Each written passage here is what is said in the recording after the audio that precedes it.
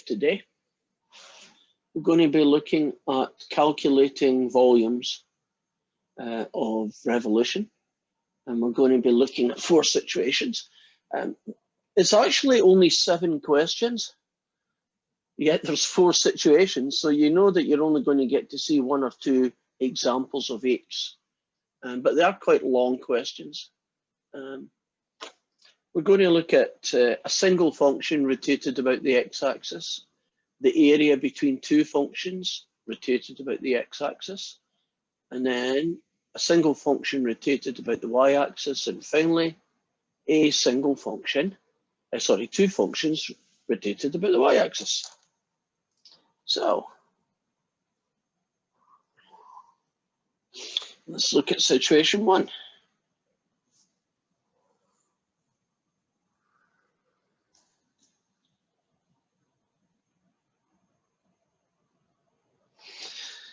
Imagine that you have a function. I'll make it a very simple one, like the square root of x, and you start at 0 and you finish at 4. And you take the curve, essentially, and you rotate it about the x-axis. Now, if you took that particular shape and you rotated it about the x-axis, you would end up with a shape that would look something like this. And the x-axis would point out. I'd describe that shape as an acorn. That's what it kind of looks like to me. And our job is to find the volume of that acorn. Now, we call them volumes of revolution because you take a single curve, and in this case, the x-axis, and you rotate it about the x-axis. And we get this, guys. The general formula is the integral from a to b. So that would be your start value, which is here, a, your finish value in this case here, pi times the function squared dx. So in the example that I've just created up here, it would be the integral from 0 to 4. That pi I typically stick outside the integral, get it out of the road. The function that I've chosen is the square root of x dx. Well, taking a square root and squaring it essentially cancels it out and you get an x. And so the volume of this acorn is basically this integral. So it's a kind of plug and chug, right? Here's your formula. Whatever the function's equation is, in this case, square root of x, square it, and you're now left with an integral that you solve in the usual way. In this case, 1/2 x squared evaluated at 0 and at 4. Plug in 4, you get half is 16, which is 8, take away nothing. And the volume of that acorn is 8 pi. And that's what you type in. Are we okay with that? I mean, it's probably the simplest one I could think of just to get the process under control, right? So let's look at another example of that. I'm going to put over here that formula so it's kind of handy. I like to stick the pi outside. So in my formula, I'm going to do exactly that. So let's assume that we have a function, essentially a straight line, and we're being asked to take it and rotate about the x-axis.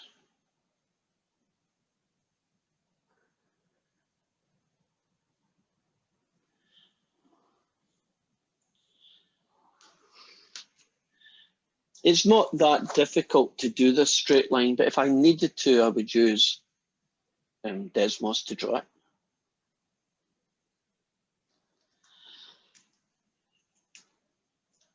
Oops. Right, x equals 4 would be here. X equals 0 would be here, right? And y equals 0 would be here. So this is the guy that's going to be rotated about the x-axis. Okay, so how's that going to work out? It's going to be pi, the integral from 0 to 4.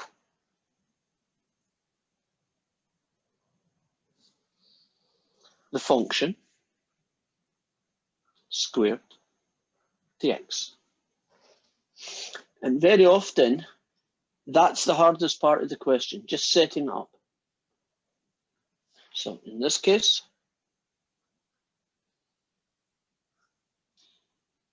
what technique would I use to integrate x plus 1 squared? Because it doesn't really matter where it came from. I just need to focus on integrating it now. It froze. What happened? What froze? Whenever you were talking, it just randomly froze for me, so I didn't hear what you said.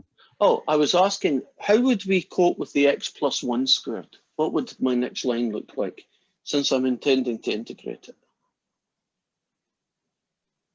You could FOIL it. Yeah, that would be my go-to thing. But you could use, once you FOIL it, it's just a power rule, isn't it? So we have a pi. The power rule, add 1 to power, divide by new power. The power rule, this guy, evaluated at x equals 0 to x equals 4. I'm running short of room, so I'll do some of this in my head. 4 cubed is 64, so that's 64 thirds. 4 squared is 16. Add 4. Take away a whole load of nothings. So that's 64, that's another 48. So that's 112, 124. Ooh, I don't like that. Let's just try it with a calculator. I didn't like the answer I got. 64 thirds plus 16 plus 4. And then math, choice 1. There we go, 124 thirds pi.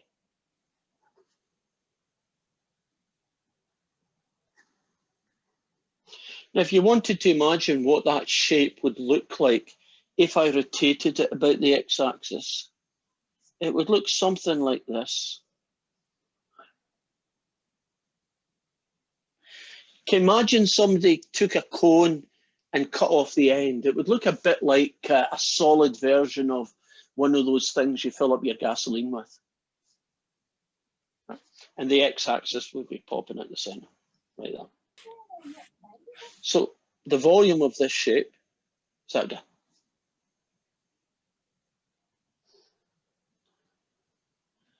Have we begun to feel more comfortable with the process of how to find the volume rotation? Okay. So yes. Good, good. What have I got left? Nah, don't need to do that. And I'm going to trig in it. Nah, don't need to do that.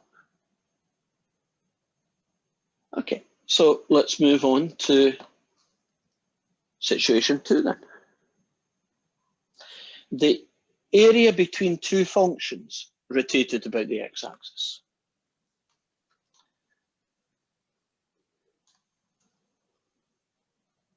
It's a little bit more tricky. The guy I'm going to use. Okay, where are you? I need one. Okay. The guy I'm going to use is a version question 3. And what we're given here, I guess I'll have to write it over here, is 2 curves. One is called 3x to the power of 6. And the other is called 3x. And we're told that x is going to be greater than or equal to 0, which is kind of obvious. And then we're going to do about the x-axis.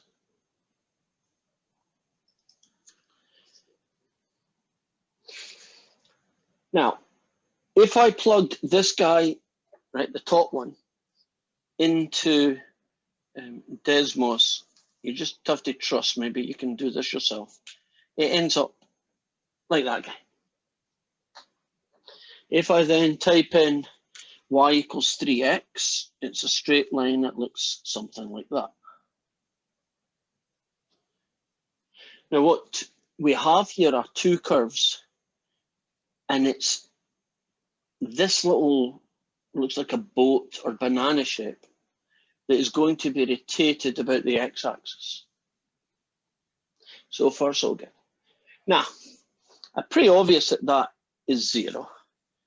It's less obvious what that number is, but if I had Desmos in front of me, I could tell you what that number is, and it would be 1. So can you imagine I drew Desmos and I clicked on it? Do you need to see me doing Desmos in this, or can you just take my word for it? You okay with, okay. Saves time if I do it this way. So we got straight line, curve. So what is the formula? Well, it's an adaptation of this fella. It's the integral from a to b. There's my pi. But the change, we have two functions. One of these, either the blue or the red, is going to be called f of x, and the other one's going to be called g of x. And it's going to be f of x squared take away g of x squared.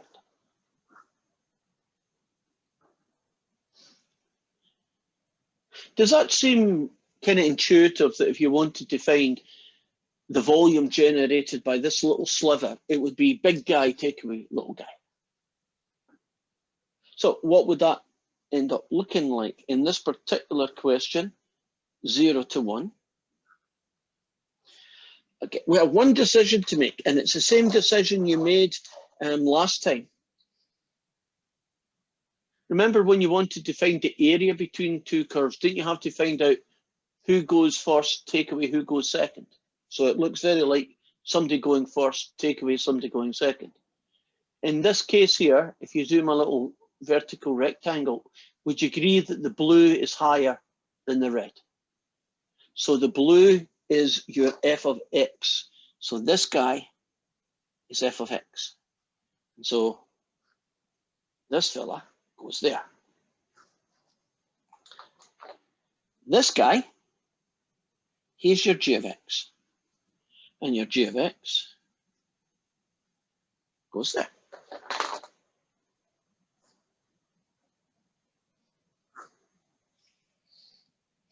Are you comfortable about how I chose which function goes first, take away which function goes second? Right. If you imagine my little rectangle, right? First, second, right? Now, tidying up a little bit, and then this question's pretty much finished. That guy squared gets you this. That guy squared gets you, yikes, gets you that.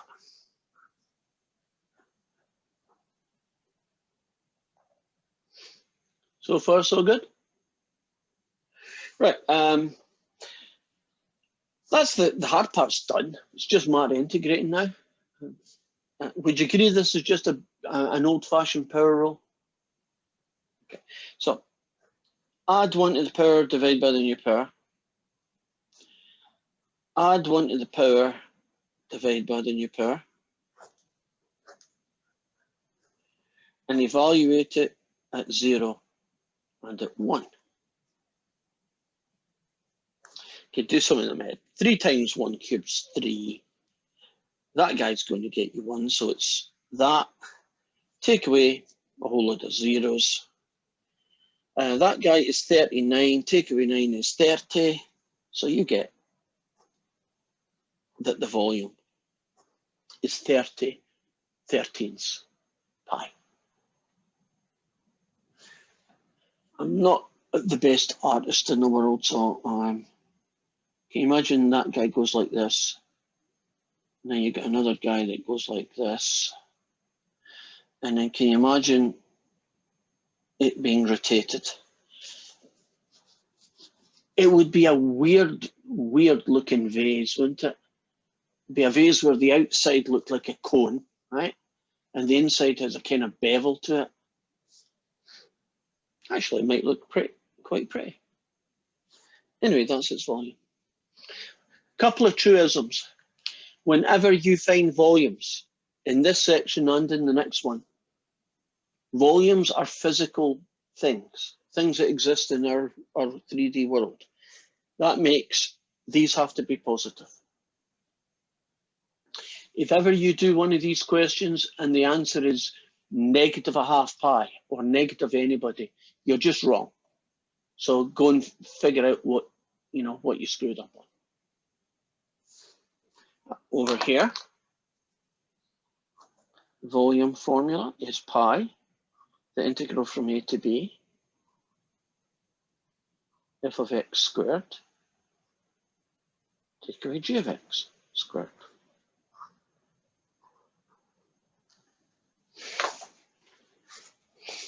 So we've done a single curve rotated about the x. We've done the area between two curves rotated about the x. Let's move on to 3 then. It's going to be a single function.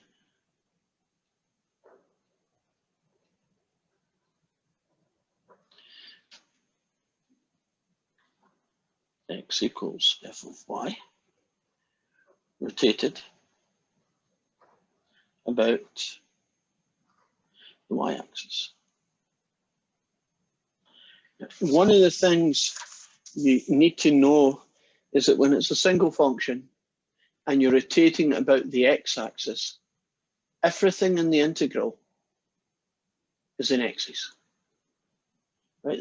The function is in terms of x, it's a dx, the limit is from x equals 0 to x equals 4, right?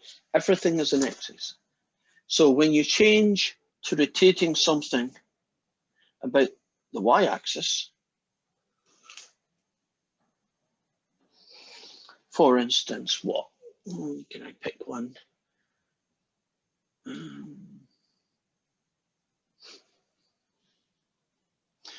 Suppose we took x equals 2 times the square root of 7y, and we did an x equals 0. Well, by the way, this is similar to question 5. An x equals 0, and finally a y equals 5. First thing I'm going to do is draw this on this here. Only this time, I'm going to let Desmos do it for me. So let's see what that guy looks like.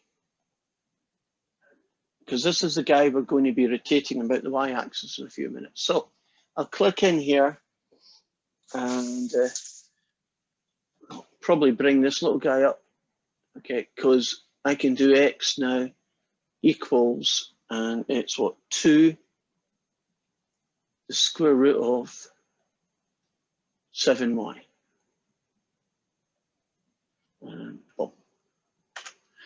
It's basically, if I shift this a little bit, can you see it's this red guy here? Now the second piece of information was y equals 5.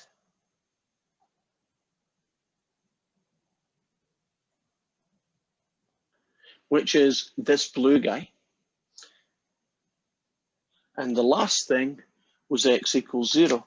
And do you know x equals 0 is just the same thing as the y-axis?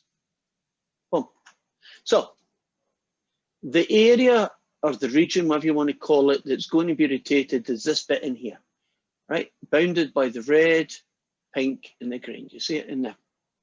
So I can now go and do a basic version of what I just have.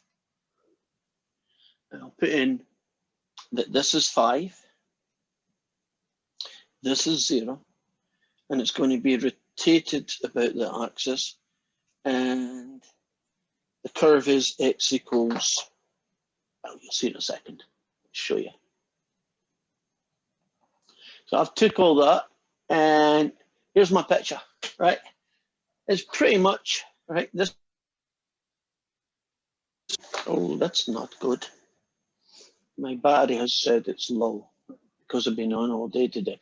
But I'm going to keep going until it decides to die, and then I'll put it on the charge for 5. Okay, so we got this guy.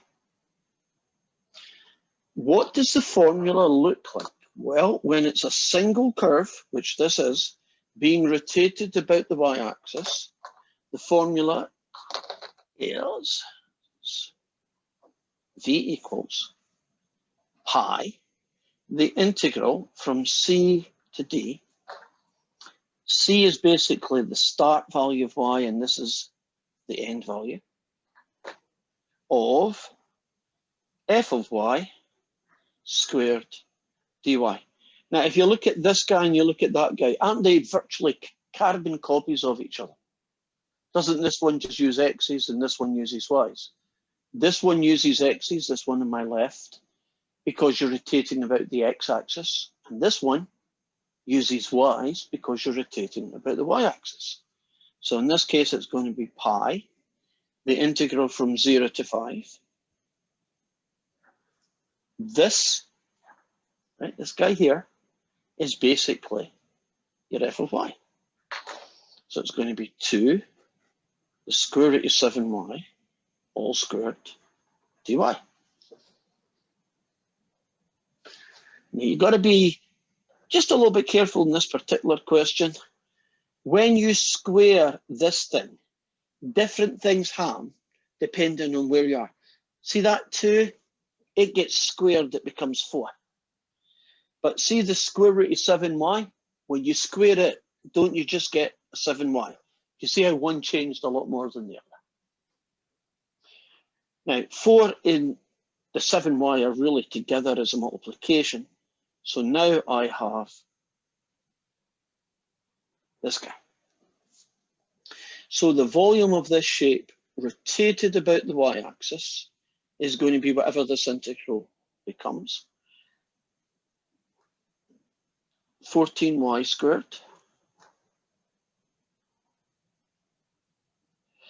okay, I'm running short of room here, so I guess I'll go over here.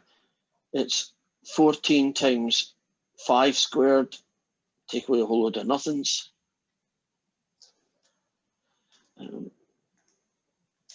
14 times 5 squared is 350.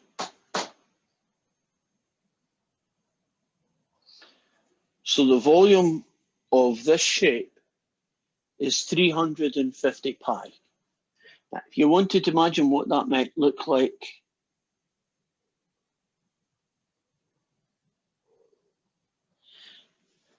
it looked a little bit like a, I don't know, like a solid bowl. Imagine a bowl where it was filled in, so it wasn't actually usable. Kind of looks like half a sphere as well, doesn't it? It looks like somebody took a sphere and cut off the top half and only kept the bottom. But that's what we are finding, the volume of these shapes. And the y-axis in this case would go right out the middle.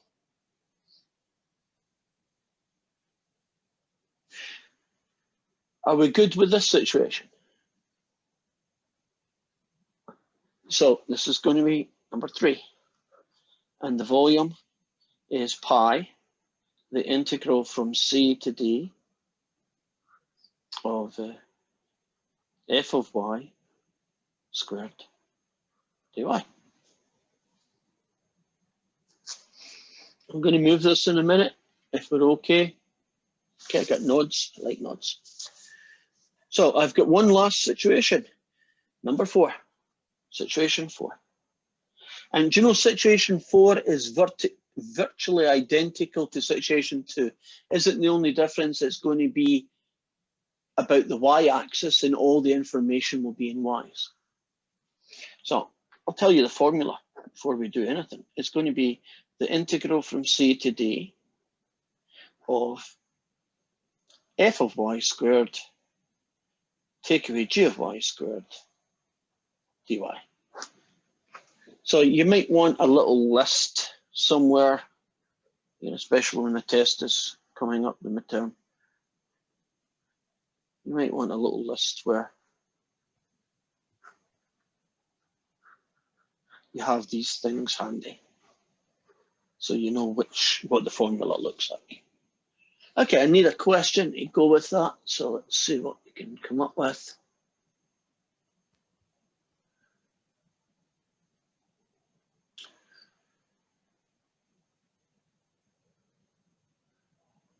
Okay, this one's going to be similar to question 7.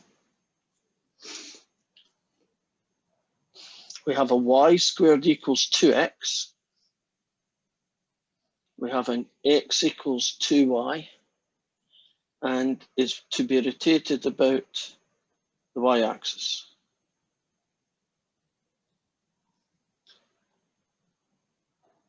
This question really does need Desmos.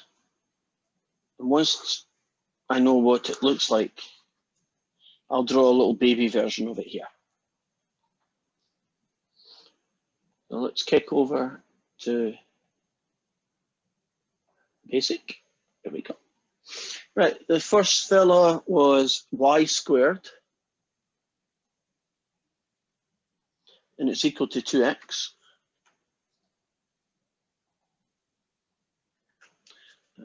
Basically, it looks like that, right? It's like a parabola on its side. And x equals 2y is the next fella. Oh, pretty boring, really. It's just a straight line meeting a parabola. The piece that's going to be rotated about this axis, right, the y-axis, is this piece in here. Do you see it? It looks, darn it, it's almost identical to an earlier question today, isn't it? So, right now I'm just basically drawing the shape. Now, I do need to know something. I can tell that point it's 0, 0, but if you click on this one, can you see its coordinates are 8, 4? Which tells me that this y value is 4. And that's the guy that I need to know. I don't need to know that this guy here has an x coordinate of 8, because when you're rotating about the y-axis, isn't it to do with y's? What are the y's doing, not what are the x's doing? So the curve, again, is y squared equals 2x. And the straight line is an x equals 2y. Right, now I'm going to return, kind of show you all that information that we've collected. Now, unless you're really good, isn't Desmos a godsend for sketching some of these things? Right. Now, the guy that we're going to be dealing with is obviously this piece here, right? And it's going to be rotated about the y-axis. And I have a formula for it. So the volume is pi, the integral from start to finish, so in this case from 0 to 4, somebody squared, take away somebody else squared, dy, right? Before we get too caught up with who is first, who is second, will you remember that we're rotating about the y-axis? And so when we find the area, isn't it this direction that you measure things in? Would you agree the red guy? Oh, I just named them wrong. Oh, darn it, I have.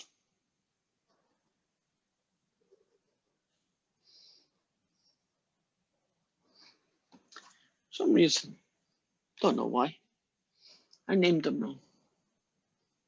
Right, so would you agree that the straight line is further to the right, and that guy is going to be my f of y, and that the curve is here, that's going to be my g. Right, furthest to right is f, the other guy is g. Now, straight line is x equals 2y. Perfect. Right, that's where my f of y goes. 2y. And then I'll square it. Not so quick. Yeah, this guy is called y squared equals 2x. But we have to do that. Okay, I do not know. Can you hear me now? I think my earphones. Can you still hear me? No. It's better than nothing. I think my video cam is doing its thing. Yeah, I if didn't you cut, realise that I've been on various classes and so on since 8 o'clock this morning. So my earphones probably should have get charged. It's very fast at charging. So if you can just handle 15 minutes of doing this, I'll be able to pick them back on and you can hear me normally. So I'm hoping that you can hear me at least enough to figure out what I'm doing. So this goes here.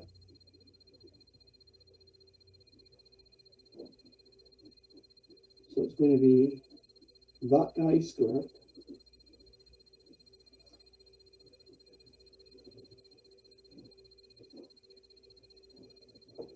There we go. Now this fellow is a power rule. And this guy is a power rule.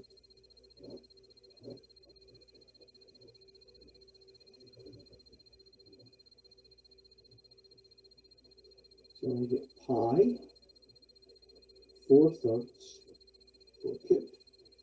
Take away 1/20, 4 to the power of 5. Plug in zeros, a whole lot of zeros. Here goes.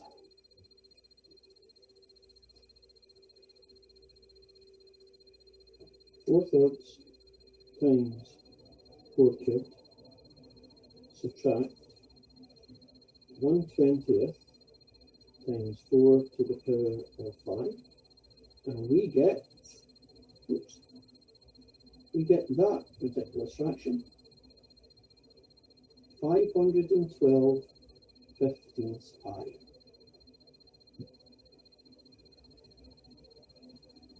Are we good? Right now, what I'm going to do is I'm going to give you 2 questions out of this 4 for you to try, and that should give you enough time to practice, and it will give my earphones enough time to charge, and then we'll continue, because that's basically the end of this section. So, I'm going to do one of each kind, so here goes. Do you want a number 1, single curve, or do you want a number 2, a double curve? So I'm going to look at, I got a 2. I'm getting 2 votes on 2, so unless I can see 3 votes on 1, you're getting a 2 curver. Oh, I get tons of 2s from that. So you want a challenge, don't you? Okay. So I'll take out the Desmos part because I'm not sure, how much you're able to do your thing. So let's do the sine function.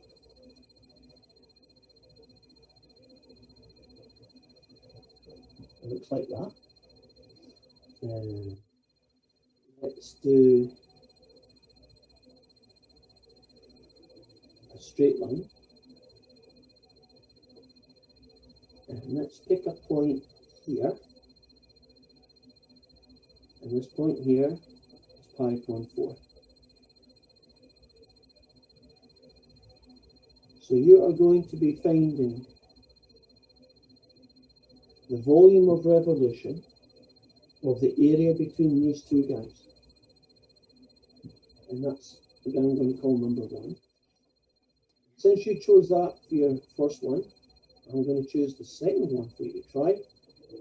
This one's going to be a rotation about the y-axis.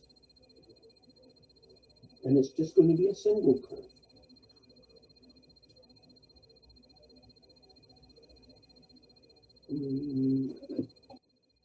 Take this into Desmos, so I got a curve that makes sense.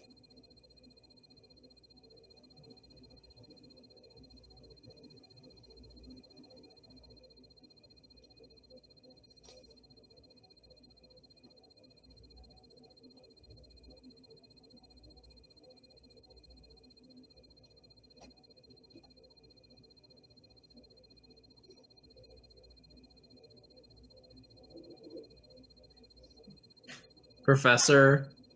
Can you hear this?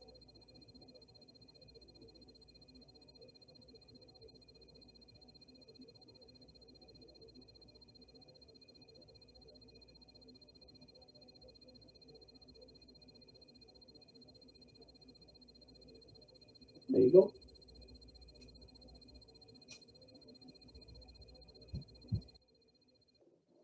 I'll give you till 1:45. So good luck.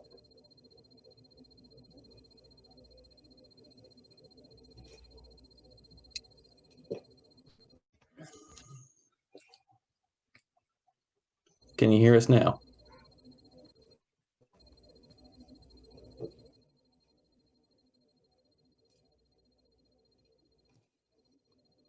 My body is 20%, so by the time you finish these questions, it should be fine.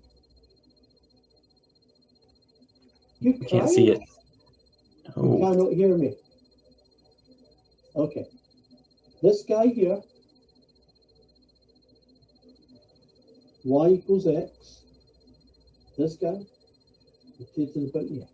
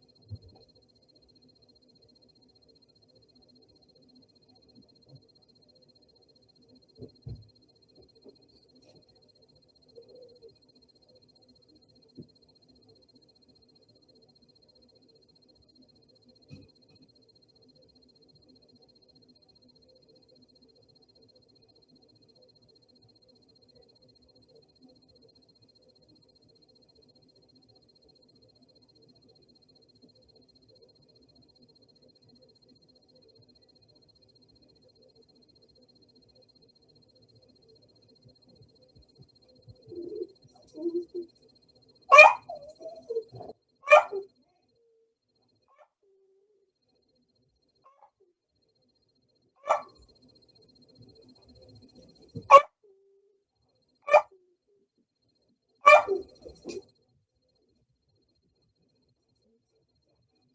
my walk or something, Celeste?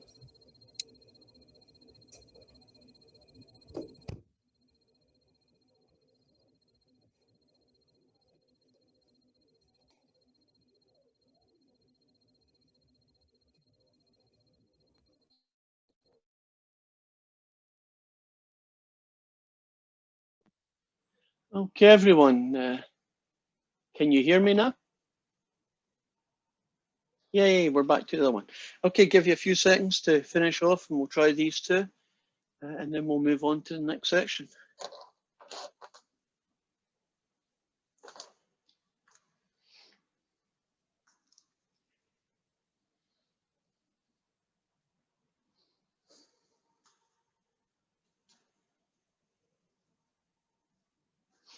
Okay, let's get started.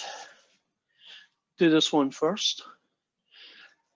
Well, pretty much most of what you need to know is here. So it starts at 0 and it finishes at pi upon 4. And is it sine x or x? Who goes first? Sine x or is it x? Sine x, because it's rotated on the x side. Okay, which I agree. Now, if you take sine x and square it, can I write it as sine squared x so I don't have to do another line? And if you take x and you square it, don't you just get x squared? Now, can you remember we looked at some trig identities that you need to be aware of? And sine squared x was one of those fellas. And if I want to integrate them, I have to figure out another way to write them. Can you remember what sine squared x looked like? Was it 2 sine x cosine x? That would have been the sine of 2x. Darn close, but no, not this time. There were two versions 1 of. minus cosine squared x. Oh, that actually is correct as well, but not the version we're going to use. It's a half, 1 plus the cosine of 2x, and a half, 1 minus sine of 2x. And these particular identities are useful for taking a single sine squared or cosine squared and reducing it into that form. If I rewrite it a little bit differently by distributing the half, I get this. So we have a half, take away 1/2 the sine of 2x minus x squared. So now we're ready to integrate.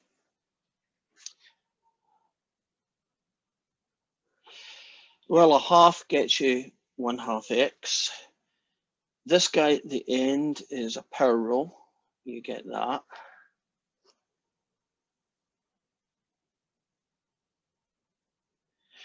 Now, what about this fella? Remember we did the linear shortcut? And if you wanted to integrate just the sine of 2x, well, what about the other stuff later? Integrating a sine would typically get you a negative cosine, agreed? But because this is an x, it's a 2x, don't we have to tweak it a little bit using the shortcut? So what is missing here? 2? The other way. Not a 2, but 1/2. 1/2. So you get that fella. So negative a half of these is negative a half of that answer, and that's where 1/4 came from. And now I can start plugging in some numbers. It's going to be 1/2 of pi over 4 plus 1/4. Well, 2 times pi upon 4 is a half pi. Take away 1/3 pi upon 4 cubed. Ooh. Minus nothing, nothing. But you plug in a 0 here, you get a cosine of 0.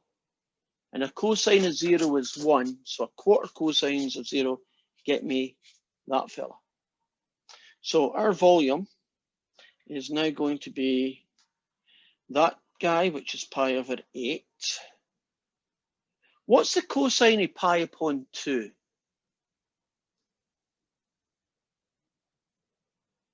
Cosine of pi upon 2. 1. And if it wasn't Zero. 1, what would it be?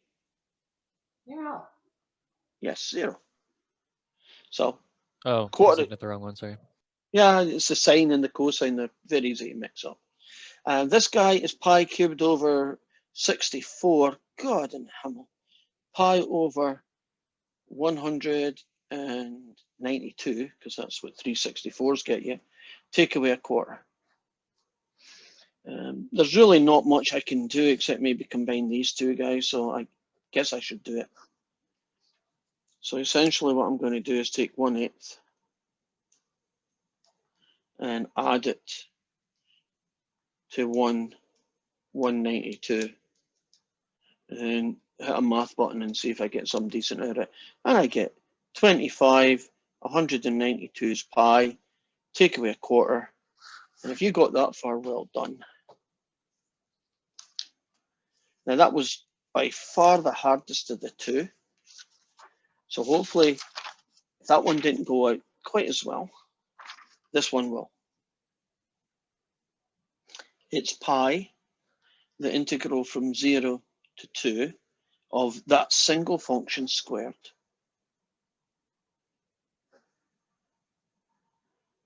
So whereas that first question took forever in a day, this one's going to be pretty quick.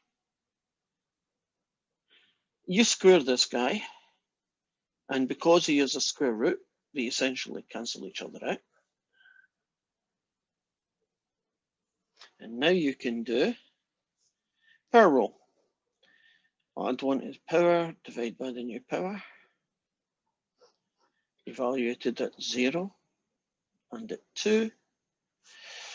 Plug in 2 here, you get 2, 4, 8, 16 thirds. Add 2, take away a whole load of zeros. That's 6 thirds added to that. 22 thirds pi.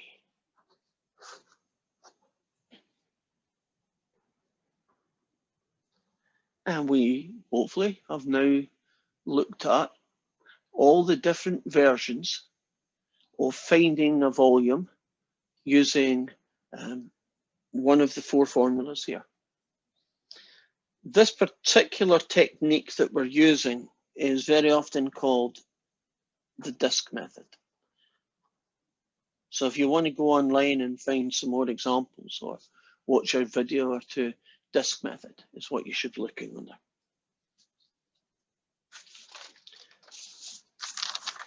Well, that's all well and good, but here's something you might not have expected. In our next section, we're going to find volumes again, but we're going to use what's called the shell method. This is pretty rare. Normally in mathematics, if we show you a method to find a volume or find this or find that, you normally only need to do one method, right? And you use it in all circumstances. But these volumes of revolution, right, rotating about the X and rotating about the Y questions, some situations just don't work. The method that we've just showed you, the disk method, doesn't work, right? You can't get an answer because the integral's too hard or impossible to do. So I'll give you an example of a question where that would be a problem.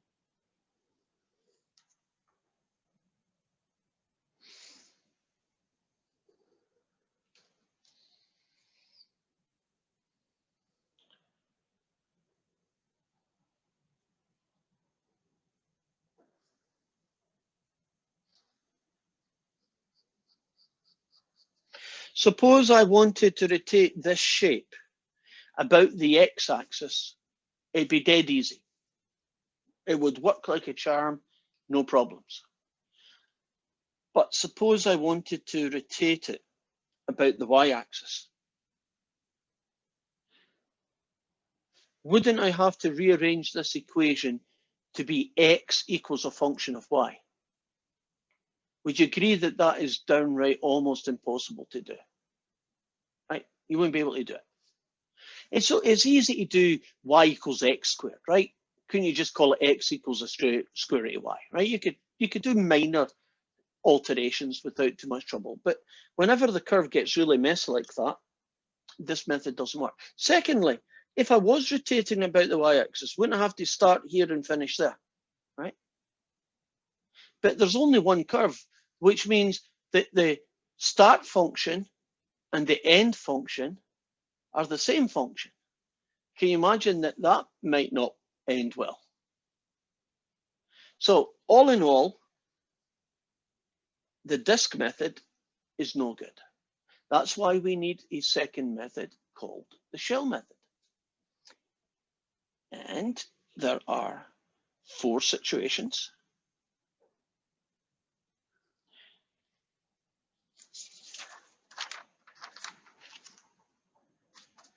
Just like this. So it's going to be a single curve. I'm going to do it in a slightly different order about the y-axis. 2 curves about the y-axis. A single curve about the x-axis. And 2 curves about the x-axis. So how do we, what does the shell method tell us to do this? Well, here it is. If you want to rotate a function like this, so if you want to rotate a y equals f of x about the y-axis, your formula is the integral from a to b 2 pi x f of x dx. And you can go online and look up proofs of that, where this formula comes from. But you just have to accept that this is the formula that you will use when you're doing the shell method. So when you're in section 6.3, these are the formulas you're going to use. When you're in section 6.2, these are the formulas that you're going to use. Now you look at them, they're quite different, aren't they? Well, for starters, here's one that you might not have noticed. I'm rotating about the y-axis, but isn't all the information in x's? Right? That's totally back to front. You know, when you're doing the disk method, rotating about the x's, everything's x's. Rotate about the y, everything's in y's. When you do the shell method, if you rotate about the y-axis, all the information is in x's. And in this case, a is 0, b is 2.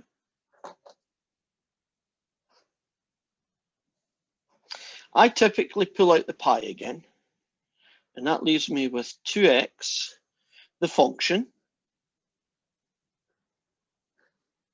dx. So if you evaluate this integral, it will be the volume of this shape being rotated about the y-axis.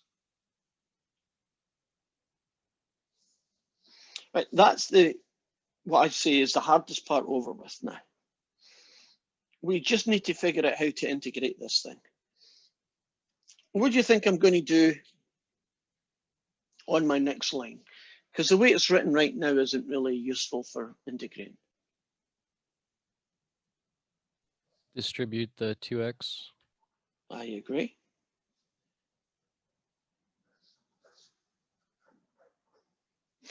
Now, at this point onwards, would you agree this is just a power rule? Nothing particularly special about it. So it's going to be pi add 1 to the power, divide by the new power, add 1 to the power, divide by the new power, and evaluate it at 0 and at 2. 2, 4, 8, 32 thirds. 2, 4, 8. Take away a whole load of zeros. That's 24 thirds. That leaves me with 8 thirds. So there's the answer. If you rotated this shape about the y-axis, the volume of that shape would look like this.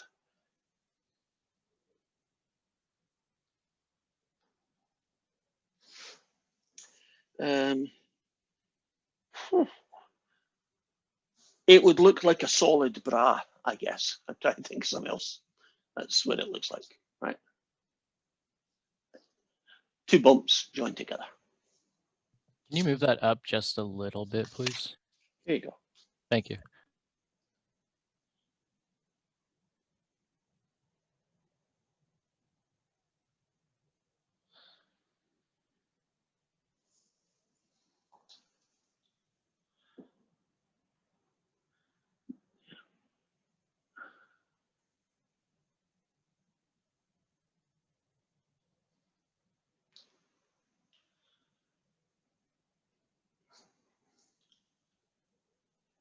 You just hold off for a few moments more. I am going to load up the homework. Then we can have a look at a question from the homework that looks just like this one, hopefully.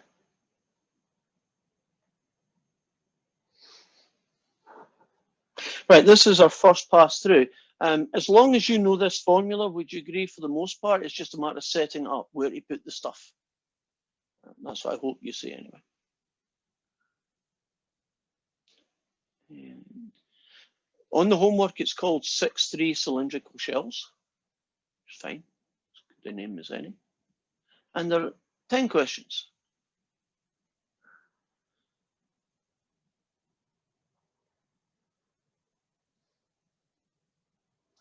And here we go.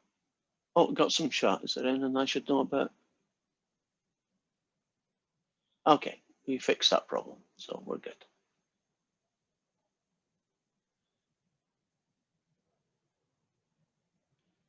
Here we go.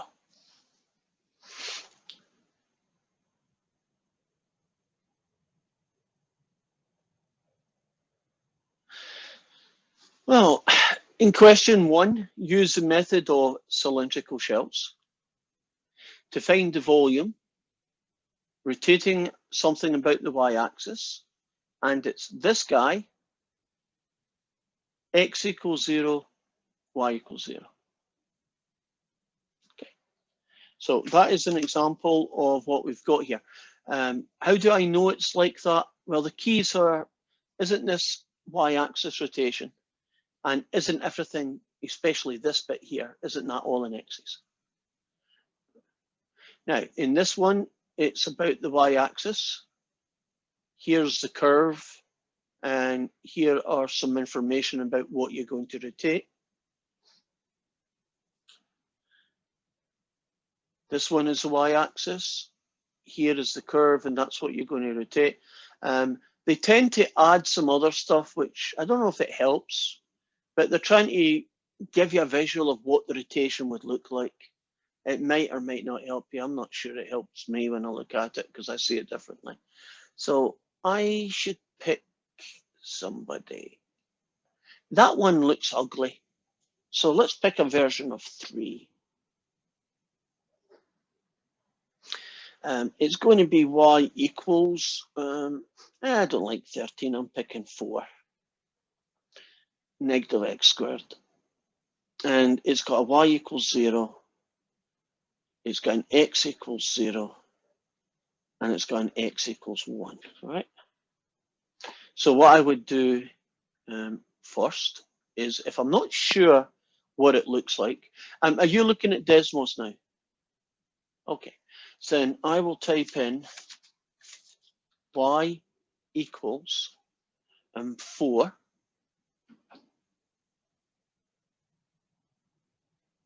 Now, where do I get e under functions?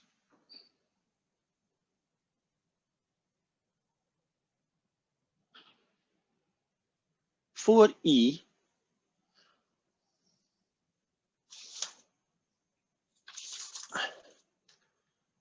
bracket, negative x squared. Okay, so that's the first guy. Oh, there he is. I wasn't expecting that. Do you see what it looks like? It looks like a big hill and then it flatlines. The next piece of information was y equals 0, which you don't really know. I need to know, but isn't that the x-axis? Yep, it's x-axis. The third one is going to be x equals 1. That is useful because it's that green line. And the other one was x equals 0.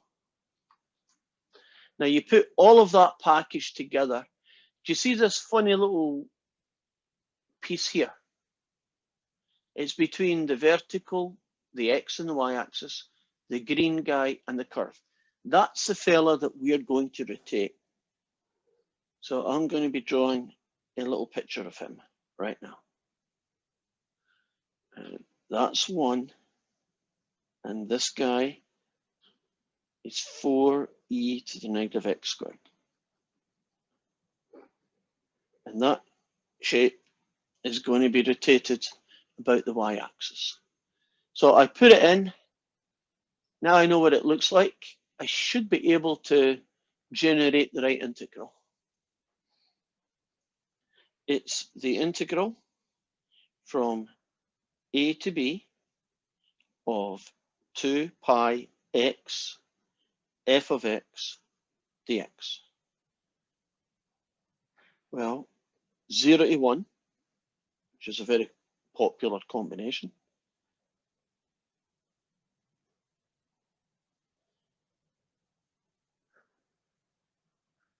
Right, you're happy with where the pieces that I'm using are coming from.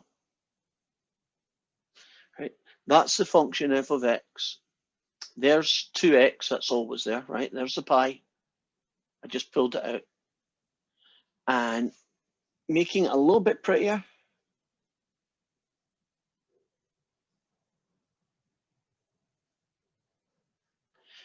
we need to integrate that guy.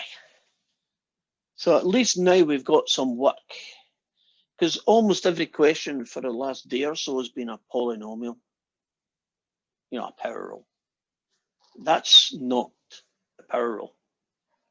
What method will I use to integrate this fella?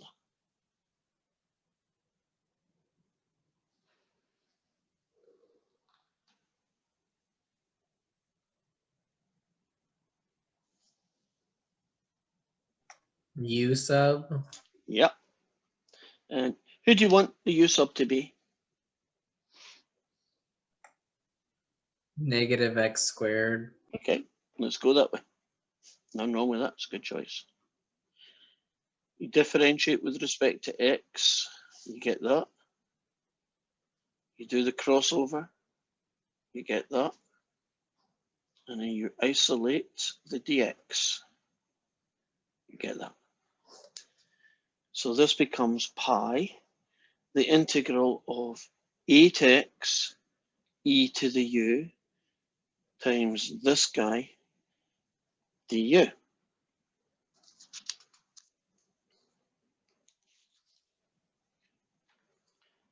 Pull out the pi, do a bit of cancelling, and you get 4 e to the u du, which is actually very easy to integrate. Isn't it just 4e to the u? And then you have to remember to return to the x's. And when you return to the x's, you can then put in your limits of integration, which are 0 to 1 in this case. Right, if you plug in 1 here, you get 4e to the negative 1. Take away, if you plug in 0 here, you get 4e to the 0. And you might be thinking, I'm fine, I don't really need to do much with this, but there are some things you can fix. What's a better version of e to the 0? 1. Right, so that's just 4 then. And I know 4e to the negative 1 is probably going to get accepted, but not 100% sure in WebAssign. But I think it just looks nicer. It's 4 over e. So there's your volume.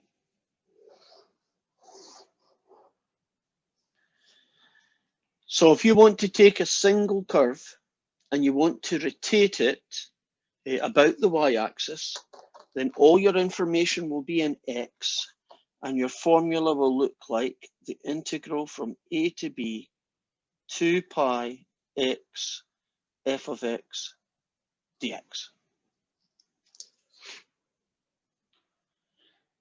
Right. Do you feel comfortable if someone gave you a single function and some start and finish numbers that you could follow this process and get a volume?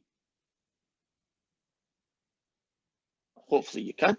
Any questions before I move on to situation 2, which is still going to be rotating about the y-axis, but now we're going to do the area between two curves being rotated. A little bit more difficult. Wouldn't the answer end up being negative? Whoa, that hurt. Okay, try it again, Sarah. Wouldn't the answer end up being negative? I don't know what's wrong with your speaker, but the feedback is atrocious. I can only hear the beginning of it. I don't know how we get around that. Can you type your question in and I will just look at it in chat? Because I can't really hear what you're saying, unfortunately. Okay.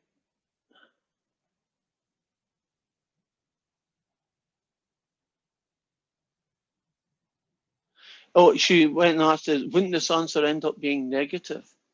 Oh, interesting.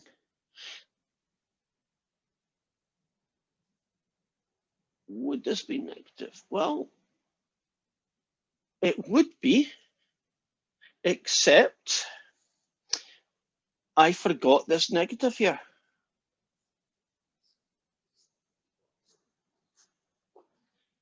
And well caught. You know the negative was here, kind of lost it.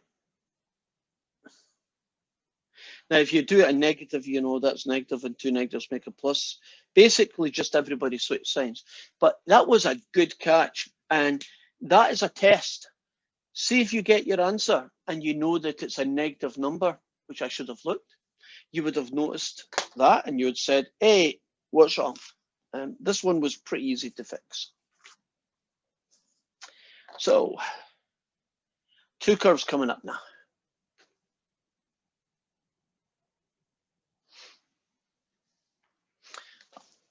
I think I might choose something that's set up for me already.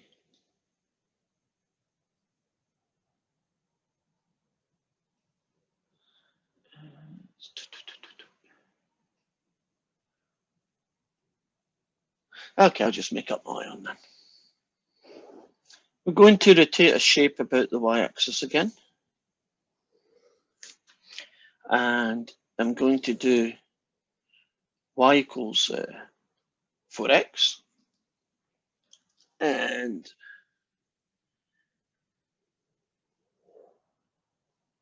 y equals x squared. And we're going to go to here, which I know is 4. But just to be different, we're going to do it here. So it's only going to be this piece rotated about the y-axis. So maybe you're given a picture like that, or maybe you're given information. If it was written down, it would look something like this. Y equals x squared, y equals 4x, x equals 2. And that would generate this picture. Now, there is a formula for finding the area between two curves rotated about the y-axis. And it's similar to this formula, but with a little tweak. It's going to be the integral from a to b, in this case 2 to 4, of 2 pi x, that's the same, brackets. What do you think is going to go in here? What would be your best guess at the formula for two curves rather than one? Of x minus g of x. I agree. Intuitively, doesn't that kind of, if you had to make up a formula, that might have been the one you guessed? Now, we have the same question that we always have. There's my little rectangle. Would you agree in this case the straight line is higher up than the curve? So when I do it, it's going to be from 2 to 4. The straight line is first and the curve is second.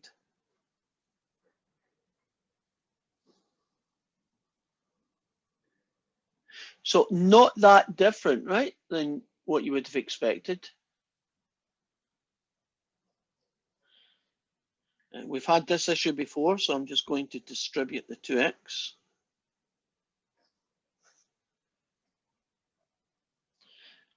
Nice power roll.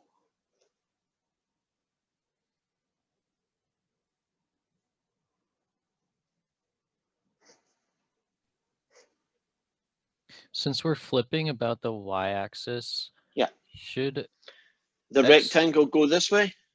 yeah, Try to should put both- x squared be f of x?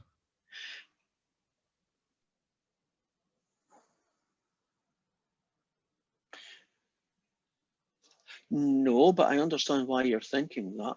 Because you're thinking, since we're rotating about the y-axis, the rectangles go this way, and the curve is further to the right than the straight line. That's what I'm hearing. Agree? Yeah. That is true if it was a disk method.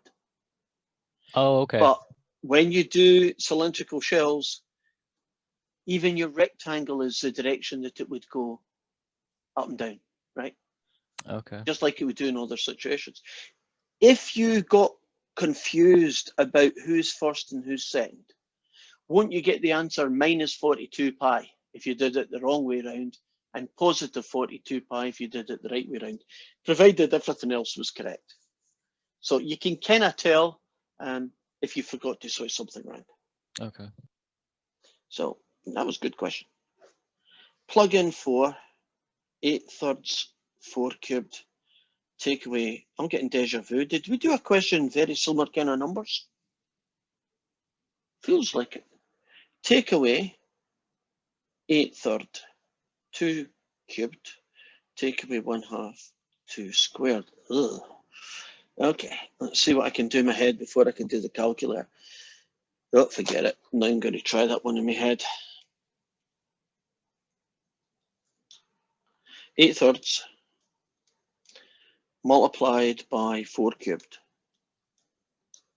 And then math, choice 1, 512 thirds for that guy.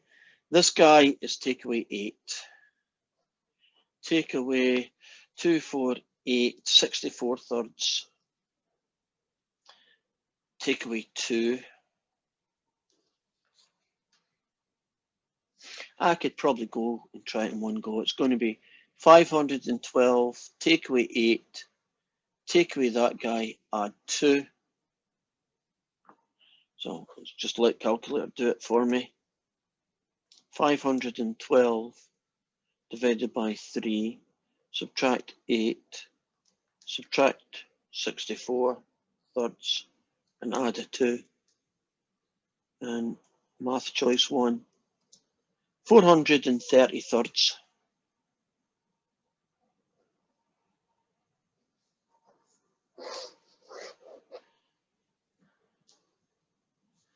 And two curves rotated about the y-axis. As long as you can find the start and finish x values and these two equations and put them in the right place, it's kind of got a flow to it. that is very similar in each situation.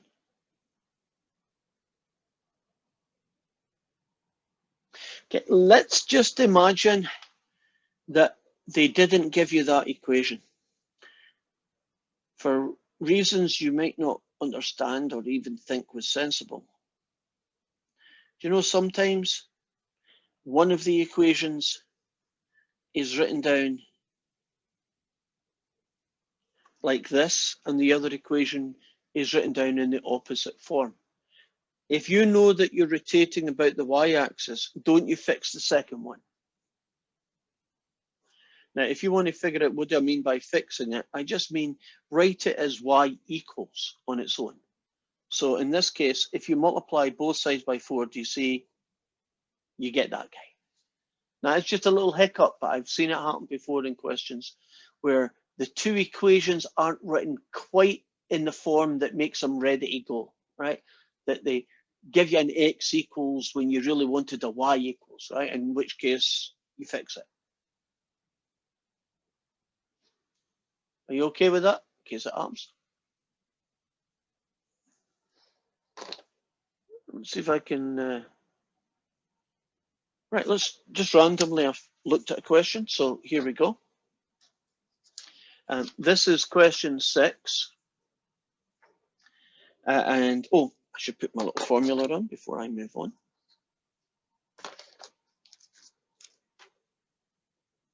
It's the integral from a to b of 2 pi x f of x take away g of x dx, right? Right, this is similar to question 6. And it says the region bounded, and it gives you xy equals 2, x equals 0, y equals 2, y equals 4, and here's the kicker. Rotate about the x-axis. So we are now going to look at how do you do rotations about the x-axis. Well, when you rotated about the y-axis, didn't you want every piece of information to be in terms of x? It shouldn't be a surprise then that if you want to rotate about the x-axis, shouldn't everything be in terms of y? That makes sense? So this equation here is going to be written down as x equals 2 over y. Now, I've got a few other numbers here that I need to kind of see what's going on, because it might be a hidden 2 curve, or it might simply just be a 1 curve situation. I'm not sure yet which it is, but I'm going to find out.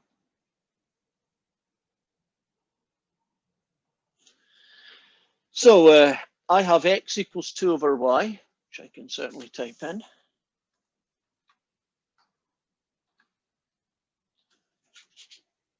That looks good, which is basically those fellas. I have a x equals 0, which I happen to know who x equals 0 is, isn't that the y-axis? I then have a y equals 2, and then after that I have a y equals 4.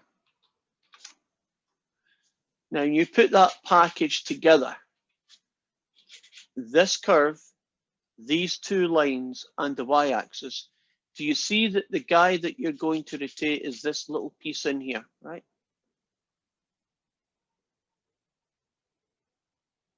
So I'm going to draw a little baby version of that. Essentially, I've got a curve coming down. I have a 4 here. I have a 2 here. It's going to be rotated about the x-axis. And the thing looks like this. Okay, now I know what I'm dealing with. Let's return to this guy. and look at how you rotate this fella about the x-axis. Well, it's clearly one curve. Would you agree? There isn't another curve in it. So I'm looking at the volume. It's kind of like this fella, but it will be called CED. C is basically the start and finish in terms of y. Then it's going to be 2 pi. What do you think I'm going to finish with?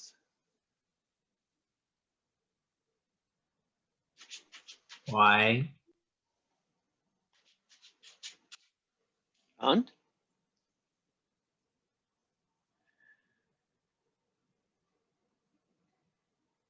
Anyone? And? Don't want to write it, I'd rather hear it. 2 over y. Yes, there we go. Isn't it like 2 pi x f of x, it's 2 pi y f of y? Do you see it's got exactly the same formula, but aren't all the x's y's? Right, everything's a y now. Even although you are rotating about the x-axis, everything is in y's. That's kind of weird, but that's what it is, right? That's how it works. Now, in this case here, 2 to 4, I kick out the pi, 2y, and someone said 2 over y, but I knew what they meant. This question here is ridiculously nice. Do you see something really cool happening? Don't the y's cancel out in this very special situation? It's just a one-off. And all I'm left with is 4. And that gets me 4y evaluated at 2 and at 4. And I guess I'll stick my pi here. And 16 take away 8 leaves me with 8. So the volume is just 8 pi. For what could have been a really sneaky, awkward question, hasn't it turned into quite a simple, elegant answer? You don't always get that. It's nice when it happens. The thing that I think you might have get caught out on is that the way they gave the equation of the curve isn't actually the version that we use here. And the clue is that if you know it's shells, which it will be in this section, rotating about the x-axis, doesn't that mean the x is equal to a function of y, right? Everything has to be in y's.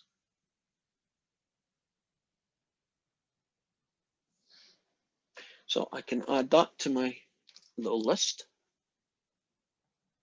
It's the integral from c to d, 2 pi y, f of y, dy. Do you want to see another single curve?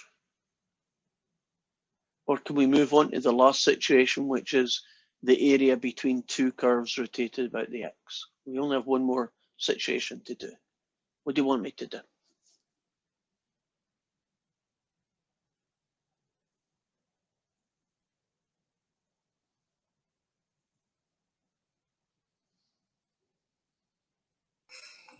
Can you explain why that last problem we used shell method? Why we needed to, or why we did? Why would we need to, or could we solve it with this method for that last problem? That last one, you could have solved it with the disk method. It would have worked. So not all questions have to be done with one of the two methods. Right? Some questions, both methods work. So in this case, yeah, you could have done the disk method, it would have worked. I'd have to set it up differently, and I definitely would have to split it a little bit weird, and it would be a lot more difficult to do, but I could have done it. I wouldn't want to, it would be horrible, but I could do it. Because if you rotate this thing about the x-axis, do you notice that over here you've got a curve and a line, so it's really two things. But what happens once you get to here? Isn't it a straight line meeting up a different straight line? We're talking disk method here. So it would be really ugly and messy, and I would choose not to do it. So normally they give you the method which is, in this case, all shell methods that work better than if you try to do it in the disk. Okay, I haven't had any volunteers for 1 or 2, so I'm going to pick something if you don't tell me. You want me to do 1? Yeah, okay, let's do a 1. This one is question 7. Y is equal to x to the 3 upon 2. Y is equal to 8. X is equal to 0. And the important part is about the x-axis. Now, if I'm going to do this about the x-axis, that means I'm going to be using this fella, right?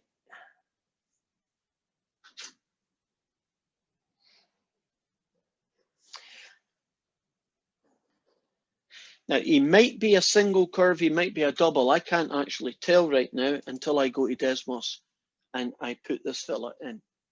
So that's what I'm going to do right now. And I'm going to see whether or not I'm going to be looking at a single curve or the area between 2. So start off with y equals x.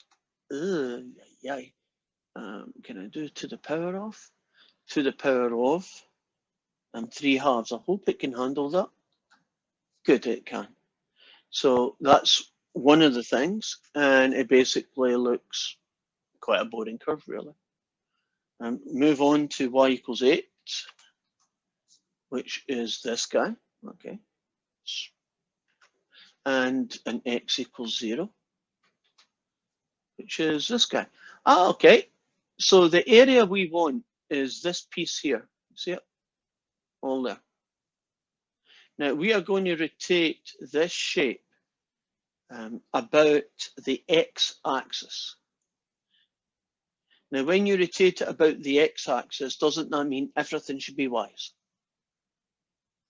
So I'm going to draw a little baby picture of that, and I'll have it in a few minutes, a few seconds.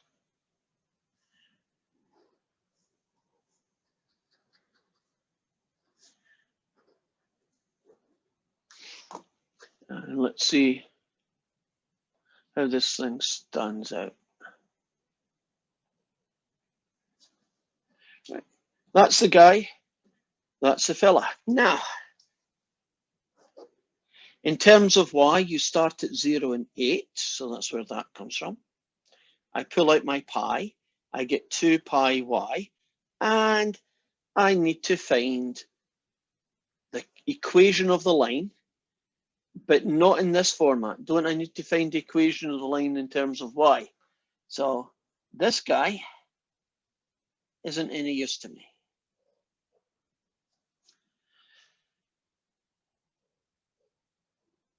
What will x be as a function of y? How could you convert this into that?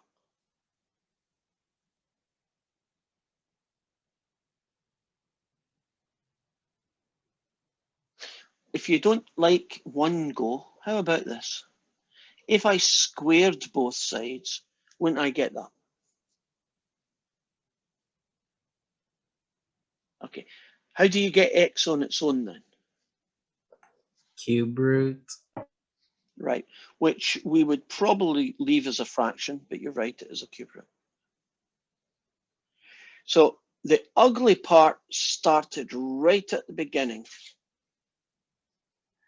The guy that we call f of y was not written in a format that allowed us to use it. It was given in this form, but we needed it to look like that, right?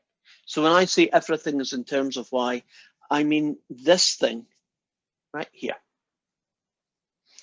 Now that's going to be pi, the integral from 0 to 8 of 2 pi. When you multiply these together, you basically take 1 and add 2/3. So you get a rather weird 5/3 guy going on.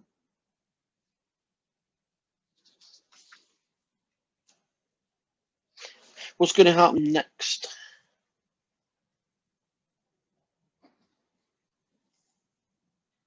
Oops.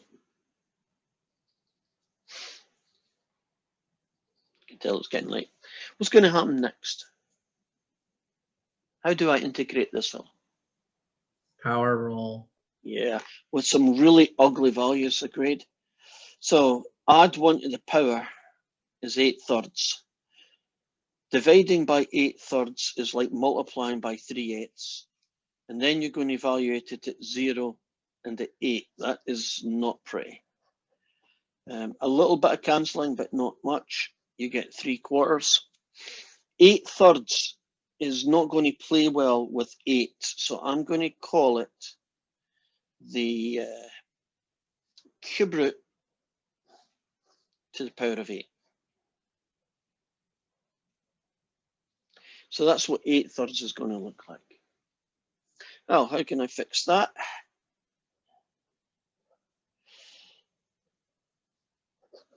Cube root of 8 raised to the power of 8. Take away cube root of nothing, it's a load of nothings. Cube root of 8 is actually 2, and 2 to the power of 8. Here we go. 2, 4, 8, 16, 32, 64, 128, 256. Divided by 4 is 64. So you get 3 lots of 64, which is 192 pi.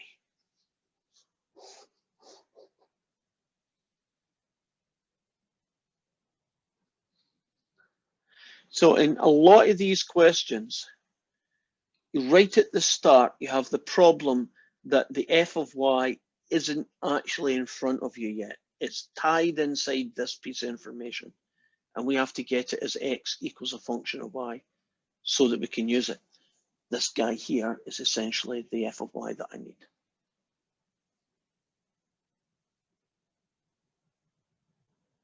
Are we okay with that one? Got some nods, so I'm going for Question that. in the chat. Oh, thank you. Let's see what the chat is asking. Do we need the disk method then? Yes. Some questions work with the shell method only. Other questions work with the disk method only. I wish I could say, hey, we only need the shell method, because if we did, I bet you every textbook, calculus textbook, wouldn't do the other method. But there are shapes and combinations of shapes where the disk method works, but the shell doesn't. The shell method works, but the disk doesn't. And then there's a kind of bunch in the middle where either method works. But because there are some situations where you can only use one but not the other, that's why we need 2 methods. So it'd be nice if I could say, yeah, you know, shell method works all the time. Now, a different question is, if you think the shell method is easier, that's good. It's nice, but it doesn't work all the time. That's why we can't use it all the time. Is the question going to tell us solve this using the shell method? Yeah, because all the ones in 6.3 are shell and all the ones in 6.2 are disk.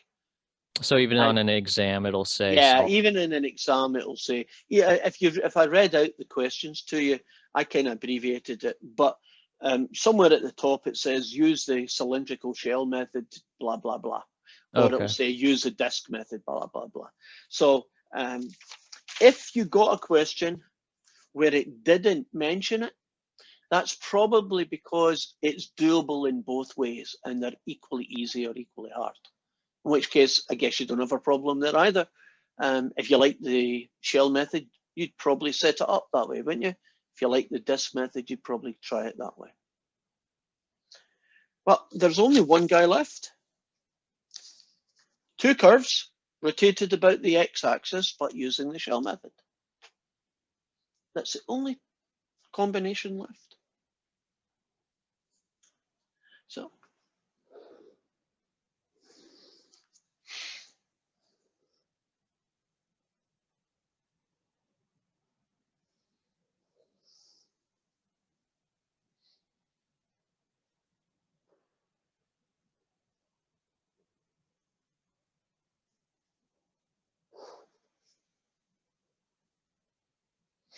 So can you imagine that we have x equals f of y and x equals g of y, and this is the region, and it's going to be rotated about the x-axis. That's what it would look like, right? Now, because it's rotated about the x-axis, everything is going to be in terms of y. So let's see if we can predict what the formula would look like in that situation. It'd be the integral from c to d of 2 pi y, and in here, you're going to pick f of y, take away g of y. Isn't that very like this guy? See it? Now, when you're doing questions where the curves go kind of vertically, whoops, pardon me, vertically, isn't it the guy that's furthest to the right is f and the other guy is g, right? Because they won't call the first function f of y and they won't call the second one g of y. Won't they call it x equals y cubed and x equals the square root of y plus 1 or something, right? They'll just call them what they are. So when you put it into Desmos, whichever one is furthest to the right goes here and the other one goes there. If by accident you get it wrong, won't you get the right number, but it'll be negative. So it'd be pretty easy to fix in the homework at least. Does that seem intuitive? Like, yeah, that's what I would have guessed if you hadn't told me. And if that's the case, that's good, because that tends to make it easier to remember something if it kind of makes sense in the big scheme of things. So there we go. So of course we need a question, don't we? Or hopefully, yeah, definitely one. We'll see if I can squeeze into of this situation, right? Which is rotating about the x-axis in two curves. So let's go in, look at the homework,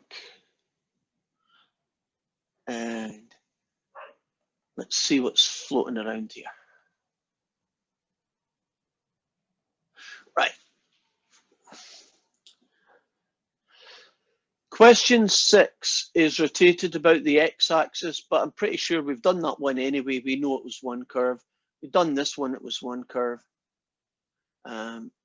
This guy here looks like it's one curve.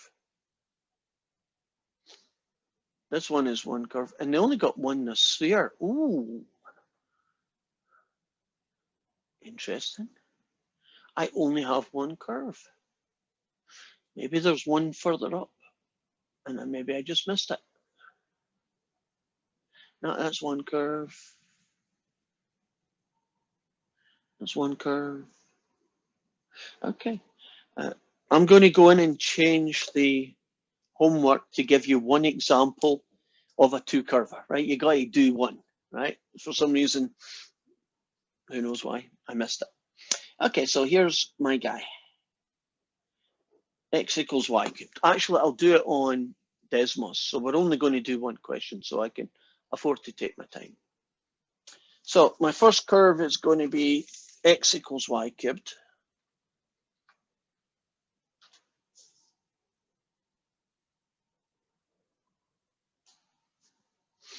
Okay, shrink that down a little bit. There it is. Quite a nice curve, nothing spectacular about it. Let's do x equals y squared. Okay, let's zoom in on it. There we go. So I am interested in the region between these two curves, right? And they're going to be, which is basically this banana shape, right? And it's going to be rotated about the x-axis. So because it's going to be rotated about the x-axis, don't we need to know that guy? So it's 1. I'll draw a little sketch of this. Got a guy that looks like this, who is x equals y cubed.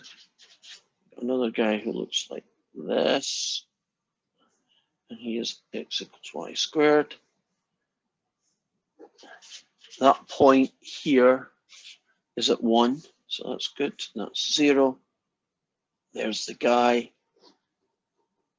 And let's switch over now, and you can see everything that you need in one place.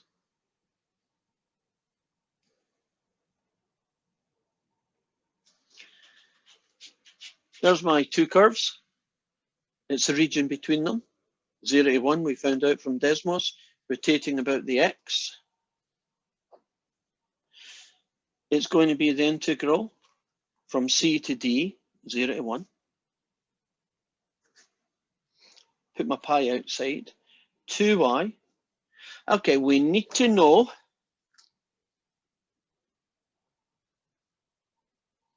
left and right, okay? Would you agree that this one here, which is x equals y squared, is further to the right, and the other one, x equals y cubed, comes after it. So that's my f of y, and this is my g of y. Right? So this is my f of y, this is my g of y.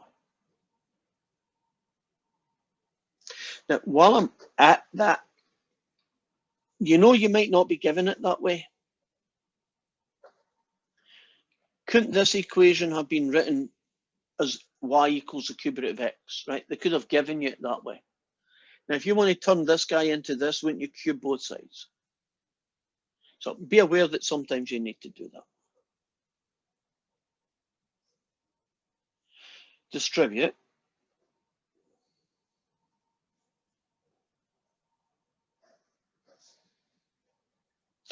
Our typical polynomial power rule. Add 1 to the power, divide by the new power. Add 1 to the power, divide by the new power. I'm glad I picked this one. It's going to actually be pretty nice numbers. You plug in 1, you get a half. Take away 2/5 minus a whole load of zeros, and that's a 1/10.